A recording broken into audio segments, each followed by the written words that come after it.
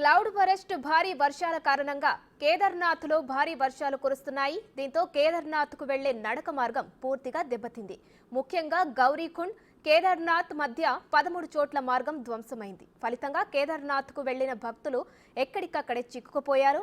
ఇందులో తెలుగు యాత్రికులు కూడా ఉన్నారు. అయితే యాత్రికుల కోసం ఎన్డీఆర్ఎఫ్ బృందాలు రెస్క్యూ ఆపరేషన్ చేస్తున్నాయి. వారిని హెలికాప్టర్లలో సురక్షిత ప్రాంతాలకు తరలిస్తున్నారు. అయితే ప్రతికూల వాతావరణం కారణంగా సహాయ చర్యలకు విఘాతం కలుగుతుంది.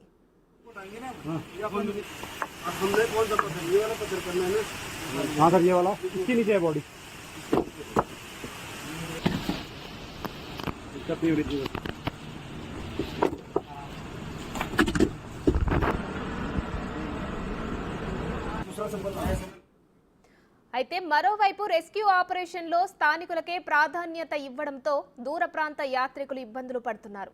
ఆహారం, నీరు అందక అల్లాడుతున్నారు. కేదార్నాథ్ స్వర్గరోహిణి కాటేజ్లో పలువురు తెలుగు యాత్రికులు ఉన్నారు.